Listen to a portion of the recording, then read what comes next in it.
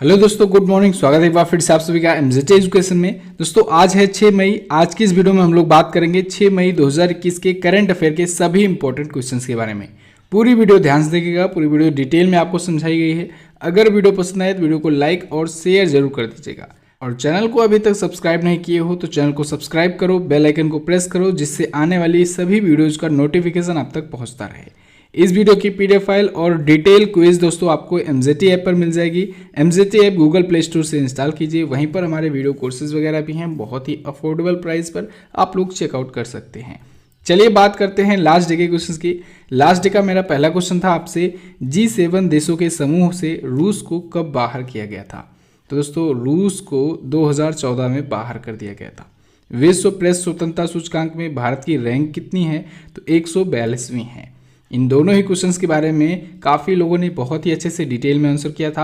आप सभी लोग ऐसे ही डिटेल में आंसर किया करो। चलिए बात करते हैं आज के दिन के पहले क्वेश्चन की। आज का हमारा पहला क्वेश्चन है, ममता बनर्जी ने लगातार कौन सी बार पश्चिम बंगाल की मुख्यमंत्री पद की शपथ ली। तो दोस्तों ममता बनर्जी ने लगातार तीसरी बार मुख्यमंत्री पद की शपथ ली है पश्चिम बंगाल में। ठीक है, पश्चिम बंगाल की लगातार तीसरी बार ये बनी है चीफ मिनिस्टर। अभी हाल ही में वहाँ के जो राज्यपाल हैं जयदीप धनखड़ जी, उन्होंने इनको शपथ दिलाई हुई है। कहाँ पर शपथ दिलाई गई? थ्रोन्स रूम में। ठीक है, वहाँ के राजभवन में थ्रोन्स रूम में इनको शपथ दिलाई गई। बाकी के जो मिनिस्टर्स हैं उनको दोस्तों 9 मई को शपथ दिलाई जाएगी रविंद्रनाथ टैगोर जी की जयंती पर। क्लियर? अच्छा, अभी जब बंगाल चुनाव हुआ दोस्तों, पश्चिम बंगाल का चुनाव हुआ, उस पर 292 सीटों पर चुनाव हुआ दोस्तों। 13 सीटें जीती हैं ममता बनर्जी ने और 77 सीटें बीजेपी ने जीती हैं। ममता बनर्जी की पार्टी का नाम है ऑल इंडिया तृणमूल कांग्रेस। ठीक है, AITC इनकी पार्टी का नाम आपको याद रखना है। अभी जैसे जब चुनाव हुआ था तो अगले दिन ही मैंने आपको कई सारे पॉइंट्स बताए थे, जैसे नंदीग्राम की सीट से ममता बनर्जी ने लड़ा था चुनाव और नंदीग्राम की सीट से ये हार गई चुनाव। ध्यान रखिएगा, जहां से ममता बनर्जी लड़ी थी वहां पर शिवेंदु अधिकारी ने इनको हरा दिया है। ठीक है, और अब देखिए, अब एक क्वेश्चन आता है, बहुत लोग उस दिन कमेंट करके पूछ भी रहे थे कि जब ममता बनर्जी चुनाव हार गई हैं तो कैसे ये मुख्यमंत्री बन जाएंगी। तो देखिए दोस्तों, रूल्स ये होते हैं कि अगर आप चुनाव हार गए हो फिर भी आप मुख्यमंत्री पद की शपथ ले सकते हो, बशर्ते आपको 6 महीने के अंदर ये दिखाना होगा, ये साबित करना होगा कि आप सदस्य हो विधानसभा के या विधान परिषद के। तो विधान परिषद तो इसमें है नहीं पश्चिम बंगाल में, जैसे यूपी हुआ, बिहार हुआ। यहाँ पर क्या होता है कि अगर सीएम नहीं है, जैसे योगी आदित्यनाथ जी, ये भी विधायक नहीं बने थे, तो ये क्या किए, ये विधान परिषद की सदस्यता ले लिए। तो लेकिन जहाँ पर विधान परिषद ना हो वहाँ पर क्या किया जाए? तो ऐसे में दोस्तों इनके पास 2 ऑप्शन बचते हैं। एक तो ऐसा कि ये किसी तरीके से शिवेंदु अधिकारी को, जैसे अभी हाई कोर्ट में मामला गया है, तो किसी तरीके से ये घोषित कर दें कि शिवेंदु अधिकारी जो गलत तरीके से जीते हैं, जीत इनकी हुई है, या तो ये साबित हो जाए कोर्ट में। ठीक है, दूसरा तरीका ये है कि कोई और विधायक जो है वो दे दे इस्तीफा और उसकी जगह पर फिर से वहाँ पर चुनाव हो जाए और ये वहाँ से जाकर के चुनाव लड़ लें। ठीक है, तब ये बन सकती हैं सीएम। ठीक है, ये चीज़ होना चाहिए अगले 6 महीनों के अंदर अंदर। सीएम पद की शपथ ले ली हैं, 6 महीनों के अंदर इनको साबित भी करना होगा।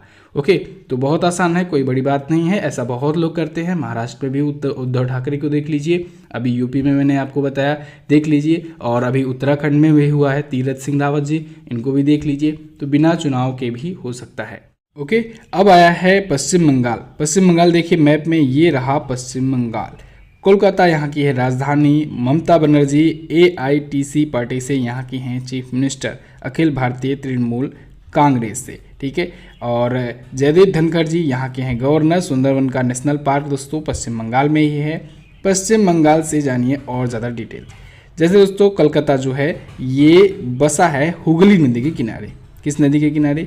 हुगली नदी के किनारे। और कोलकाता मेट्रो दोस्तों भारत की पहली मेट्रो रेलवे सेवा थी। 1984 में शुरू की गई भारत में सबसे पहले मेट्रो। कहाँ पर? कोलकाता में। ठीक है, कोलकाता मेट्रो ही दोस्तों भारत की पहली अंडर वाटर मेट्रो सेवा भी शुरू करने जा रही है। अच्छा, अगर आपसे पूछा जाए कि ड्राइवरलेस मेट्रो कहाँ शुरू हुई है, तब आप बताएंगे दिल्ली मेट्रो, भारत की दूसरी मेट्रो रेलवे सेवा। भारत में 1984 के बाद दोबारा जहाँ पर मेट्रो रेलवे सेवा शुरू हुई वो थी दिल्ली मेट्रो, 2002 में शुरू किया गया। ओके, इसके साथ ही दोस्तों कोलकाता मेट्रो को हम लोग 17वें रेलवे जोन के रूप में भी जानते हैं। पश्चिम बंगाल में दोस्तों ये रसगुल्ला को जीआई टैग दिया गया है, रसगुल्ला के लिए फेमस है, ये भी आपको याद रखना चाहिए। सुंदरवन का डेल्टा जो यहीं पर है ये दुनिया का सबसे बड़ा डेल्टा है, नदी डेल्टा है। ठीक है, चलिए अगला देखते हैं। यहाँ पर कोलकाता हाईकोर्ट के बारे में अगर बात करें तो अभी हाल ही में नियुक्त किए गए हैं राजेश बिंदल जी। राजेश बिंदल, इनका नाम तो आपको याद रखना चाहिए। राजेश बिंदल दोस्तों अभी हाल फिलहाल में बनाए गए हैं यहाँ के चीफ जस्टिस। किसकी जगह पर? टीबी राधाकृष्णन के, टीबीएन राधाकृष्णन जी की जगह पर आए हैं। पश्चिम बंगाल अपना बॉर्डर किससे किससे शेयर कर रहा है? ये अपना बॉर्डर उड़ीसा से, झारखंड से, बिहार से, सिक्किम से और असम से अपना बॉर्डर शेयर करता है। ध्यान रखिएगा पश्चिम बंगाल जो है वो यहाँ तक फैला हुआ है, तो असम से भी अपना बॉर्डर ये शेयर करता है। क्लियर है? चलिए अगला देखते हैं। अगला क्वेश्चन है, हाल ही में सशस्त्र बलों ने कोविड रोगियों के मानसिक स्वास्थ्य के लिए कौन सा ऑपरेशन शुरू किया? तो अभी हाल ही में सशस्त्र बलों के द्वारा दोस्तों ऑपरेशन को जीत शुरू किया गया है। क्या?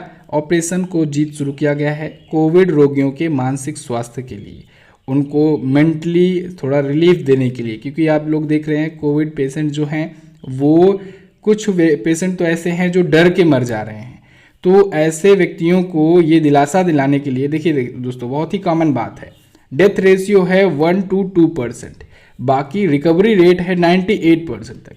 98% तक के मरीज जो है वो स्वस्थ हो जाते हैं। ये बात ठीक है, चलिए 3 लाख 4 लाख केसेज आ रहे हैं, लेकिन इसमें 98 to 99% तक के मरीज रिकवर हो जा रहे हैं, ठीक हो जा रहे हैं।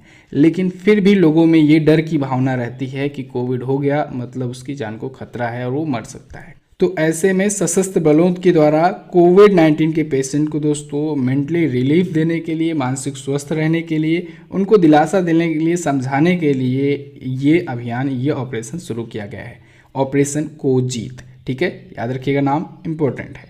चलिए अगला देखते हैं। अगला है, हाल ही में किसने आईपीएल के 14वें सीजन को स्थगित करने की घोषणा की? तो दोस्तों बीसीसीआई ने, बीसीसीआई यानी कि board of control for cricket in India, इसने आईपीएल के 14वें सीजन को स्थगित करने की घोषणा कर दी है। क्यों? कोविड-19 के कई केसेस आ गए थे, कुछ खिलाड़ी पॉजिटिव आ गए थे, जैसे आप अभी बात करें अमित मिश्रा, इसके बाद फिर लक्ष्मीपति बालाजी और इसके साथ ही केकेआर के वरुण चक्रवर्ती, ऐसे कई खिलाड़ी धीरे धीरे पॉजिटिव आ रहे थे। तो इस वजह से बीसीसीआई को डिसीजन लेना पड़ा, आईपीएल 14 को सस्पेंड करना पड़ा। कब तक के लिए? ये अगला जो वर्ल्ड कप होने वाला है, T20 वर्ल्ड कप अभी होने वाला है, तो T20 वर्ल्ड कप के बाद खेला जाएगा आईपीएल। ठीक है, तो कुछ महीनों के लिए कहें हम लोग कि इसे पोस्टपोन कर दिया गया है, कैंसिल नहीं किया गया है, पोस्टपोन किया गया है। यानी जितने मैच अभी हुए हैं और जितने बाकी हैं वहीं से कंटिन्यू होंगे। ओके, चलिए अब आया है आईपीएल। आईपीएल के बारे में बेसिक जानकारी ले लेते हैं। वैसे तो आईपीएल पर मैंने आपको वीडियो दे दी है। आईपीएल यानी Indian premiere league T20 format में होता है, 20-20 ओवर का गेम होता है। वीवो कंपनी जो है इस बार की टाइटल स्पॉन्सर है। पिछली बार ड्रीम 11 था, इस बार वीवो है। पिछला आईपीएल 13वां सीजन यूएई में खेला गया था। ठीक है, इस बार इंडिया में खेला जा रहा है और आईपीएल में टोटल हैं 8 टीमें। अगली बार जो होगा उसमें 10 टीमें हो जाएंगी। याद रखना है आईपीएल 15 में 10 टीमें खेलेंगी, अभी तक 8 टीमें ही खेला करती थी। और अधिक जानकारी के लिए आप लोग वीडियो देख सकते हैं, इस पर वीडियो दी गई है। बीसीसीआई के बारे में बात करते हैं। Board of control for cricket in India स्थापना हुई थी 1928 में।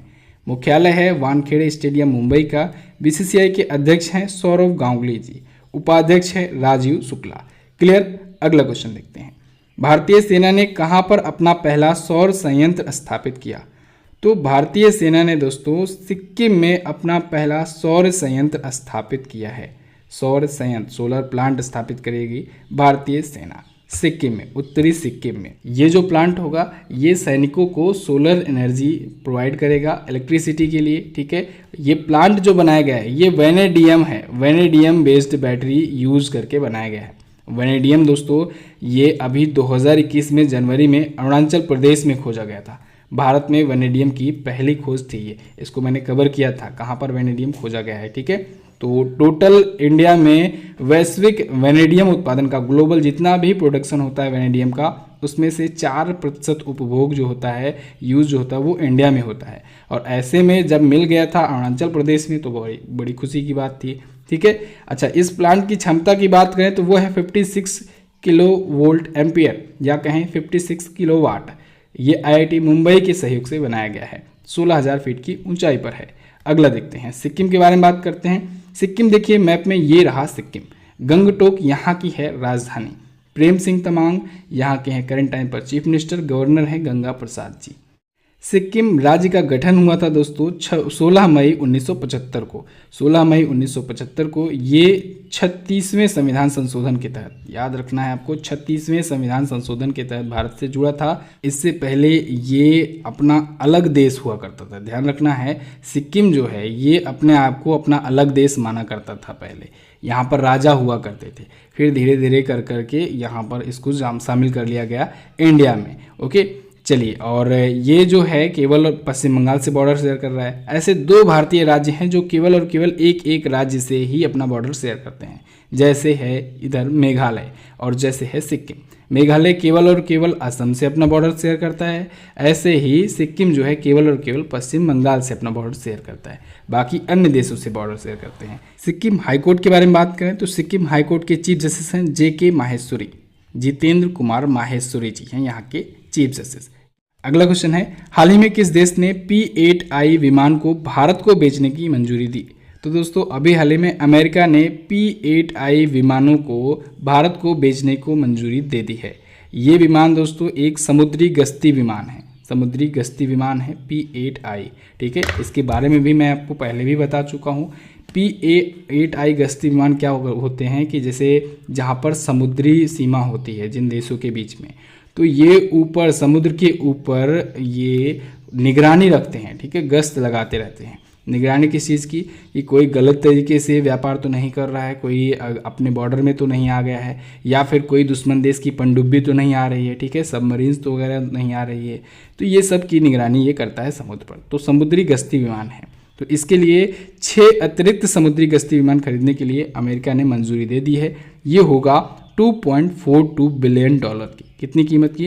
$2.42 बिलियन की। ओके, भारत के पास ऐसा नहीं है कि अभी तक गश्ती विमान नहीं है, भारत के पास पहले भी हैं। अभी इंडिया के पास जो गश्ती विमानों का बेड़ा है उसमें दोस्तों 8 विमान 2009 में आए हुए थे और 4 विमान 2016 में ऐड किए गए थे। क्लियर? अच्छा, अभी इंडियन नेवी ने दोस्तों ऑपरेशन समुद्र सेतु 2 शुरू किया है। किस लिए शुरू किया है? विभिन्न देशों से, कई देशों से ऑक्सीजन के कंसंट्रेटर्स और भी जो कोविड के इक्विपमेंट्स, इन सबको लाने के लिए ऑपरेशन समुद्र सेतु 2, इसको भी याद रखना चाहिए आपको। अगला क्वेश्चन देखते हैं, हाल ही में किसने दुनिया के सबसे बड़े हवाई जहाज का उड़ान परीक्षण किया? तो अभी हाल ही में स्ट्रेटो लॉन्च ने दोस्तों दुनिया के सबसे बड़े हवाई जहाज उड़ान परीक्षण किया है। स्ट्रेटो लॉन्च एक कंपनी है, इसने दुनिया का सबसे बड़ा हवाई जहाज का उड़ान परीक्षण किया है, टेस्टिंग किया है। इसका क्या नाम है? इसका नाम है ROC नाम का, रॉक नाम का ये हवाई जहाज़ है, दुनिया का सबसे बड़ा है। जैसा कि आप देख रहे हैं दुनिया का ये सबसे बड़ा हवाई जहाज़ है। ये हाइपरसोनिक वाहनों के परिवहन के लिए डिज़ाइन किया गया है। ये काम क्या करेगा? ये दोस्तों 5,50,000 तक के पाउंड का पेलोड अंतरिक्ष तक, स्पेस तक ले जा सकेगा, ठीक है। और काफ़ी ऊंचाई से भी अगर रॉकेट लॉन्च करना हुआ तो वहाँ भी ये यूज किया जा सकेगा, ये उसमें भी सक्षम है, ठीक है। अगला देखते हैं, फिक्की लेडीज ऑर्गेनाइजेशन की 38वीं राष्ट्रीय अध्यक्ष कौन बनी? तो वो बन गई हैं उज्ज्वला सिन्हा। फिक्की लेडीज ऑर्गेनाइजेशन, इसकी बन गई हैं 38वीं अध्यक्ष। फिक्की लेडीज ऑर्गेनाइजेशन दोस्तों ये साउथ एशिया की सबसे पुरानी और सबसे बड़ी महिला केंद्रित, महिला यानी कि विमेन केंद्रित, विमेन सेंटर्ड एक व्यापार चैम्बर है। फिक्की के तहत ही ये भी आता है। फिक्की आप लोग जानते हैं, federation of Indian chambers of commerce and industry, तो उसी के तहत एक लेडीज़ के लिए बनाया गया है फिक्की लेडीज ऑर्गेनाइजेशन, जिसे शॉर्ट फॉर्म में कहते हैं FLO, फिक्की लेडीज ऑर्गेनाइजेशन। तो इसका अभी 37वां सत्र आयोजित हुआ और 37वें सत्र में 38वीं राष्ट्रीय अध्यक्ष बनाई गई उज्ज्वला सिंघानिया। क्लियर? फिक्की के बारे में अगर बात करें तो फिक्की की स्थापना हुई थी 1927 में। अध्यक्ष हैं इसके उदय शंकर जी और सेक्रेटरी जनरल हैं दिलीप चिनॉय। दोनों का नाम आपको याद रखना है। हेडक्वार्टर है इसका नई दिल्ली में। क्लियर? अगला देखते हैं, हाल ही में किसे यूनेस्को विश्व प्रेस स्वतंत्रता पुरस्कार 2021 मिला? तो अभी हाल ही में मारिया रेसा को, किसे, मारिया रेसा को, जो आपको इमेज में दिख रहे हैं, इनको यूनेस्को विश्व प्रेस स्वतंत्रता पुरस्कार 2021 से सम्मानित किया गया है। मारिया रेसा दोस्तों एक रिपोर्टर हैं और इनको $25,000 का ये पुरस्कार मिला हुआ है। अच्छा, इस पुरस्कार को एक और नाम से जाना जाता है, इसे गुइलेर्मो कैनो विश्व प्रेस स्वतंत्रता पुरस्कार के नाम से भी जाना जाता है। किस नाम से? गुइलेर्मो कैनो विश्व प्रेस स्वतंत्रता पुरस्कार से। ये पुरस्कार एक्चुअली में शुरू ही हुआ था गुइलेर्मो के नाम पर। एक कोलंबियाई पत्रकार थे गुइलेर्मो कैनो इसाजा, तो उन्हीं के नाम पर ये पुरस्कार दिया जाना शुरू हुआ। ये पुरस्कार तभी दिया जाता है जब कोई पत्रकार ये साबित करे कि वो काफ़ी ज़्यादा खतरे की स्थिति में जाकर के रिपोर्टिंग कर रहा हो, ठीक है, और रिपोर्टिंग जो है वो निष्पक्ष कर रहा हो। तो ऐसे व्यक्तियों को, ऐसे रिपोर्टर्स को सम्मानित किया जाता है यूनेस्को के द्वारा। यूनेस्को आया है, यूनेस्को के बारे में जानिए। यूनेस्को का फुल फॉर्म होता है United Nation Educational Scientific and Cultural Organisation. स्थापना हुई थी 1944 में। हेडक्वार्टर कहाँ पर है? पेरिस में। और आंद्रे अजोले जी हैं इसके करंट टाइम पर चीफ सेक्रेटरी जनरल, ठीक है। चलिए अगला देखते हैं। पेप्सिको फाउंडेशन ने कोविड केयर सेंटर स्थापित करने के लिए किससे समझौता किया? तो अभी हाल ही में पेप्सिको फाउंडेशन ने दोस्तों सीड्स के साथ समझौता किया है। किसके साथ? सीड्स के साथ समझौता किया है कोविड केयर सेंटर्स स्थापित करने के लिए। सीड्स दोस्तों एक एनजीओ है। एनजीओ क्या होता है? एनजीओ का मतलब होता है नॉन गवर्नमेंटल ऑर्गेनाइजेशन। ऐसा ऑर्गेनाइजेशन जिस पर किसी राज्य का, किसी देश का कोई गवर्नमेंट का कोई प्रेशर ना हो या फिर गवर्नमेंट के द्वारा वो ऑपरेट ना किया जाता हो, तो वो होता है एनजीओ। तो यानी कि प्राइवेटली जो कोई ऑर्गेनाइजेशन चल रहा हो, तो एक एनजीओ है सीड्स, और उसके साथ मिलकर के पेप्सिको फाउंडेशन भी एक एनजीओ है पेप्सिको का, ठीक है। तो दोनों मिल करके ये कोविड केयर सेंटर्स स्थापित करेंगे। साथ ही साथ ये दोनों मिल करके इंडिया के कई स्टेट्स में, कई राज्यों में वैक्सीनेशन कैंप भी शुरू करेंगे। बेड और जो भी मेडिकल इक्विपमेंट होंगी उनकी ज़रूरत को पूरा करेंगे, ठीक है। तो ये सभी चीज़ें करने के लिए ये कुछ राज्य को अभी चयनित किए हैं, जैसे महाराष्ट्र, पंजाब, पश्चिम बंगाल, उत्तर प्रदेश, तेलंगाना। जहाँ जहाँ पर केसेस सबसे ज़्यादा हैं वहाँ को सिलेक्ट किया गया है। अभी वहाँ पर दोनों मिल करके कोविड केयर सेंटर्स स्थापित करेंगे। सीड्स के बारे में बात करें, इसका फुल फॉर्म होता है sustainable environment and ecological development society. PepsiCo के बारे में बात करें तो पेप्सिको कंपनी का ही है पेप्सिको फाउंडेशन, ठीक है। जैसे रिलायंस का रिलायंस फाउंडेशन है, टाटा का टाटा ट्रस्ट है, सभी जो बड़ी बड़ी कंपनियां हैं वो अपना अपना एक एनजीओ भी चलाती हैं, ठीक है। तो ऐसे ही पेप्सिको का भी है। पेप्सिको एक बहुत पुरानी कंपनी है, इसकी स्थापना हुई थी 1898 में। हेडक्वार्टर है न्यूयॉर्क में और अध्यक्ष हैं रमन लोगोर्टा। अगला देखते हैं। हाल ही में मशहूर शूटर दादी का निधन हो गया। इनकी लाइफ पर कौन सी फिल्म बन चुकी है? तो अभी हाल ही में दोस्तों शूटर दादी जी का निधन हो गया। शूटर दादी के नाम से काफ़ी फेमस थी, इनका निधन हो गया है। इनकी लाइफ पर सांड की आंख नाम की फिल्म भी बन चुकी है, जो आपको डी ऑप्शन में दिख रहा है, सांड की आंख। तापसी पन्नू थी इस फिल्म में।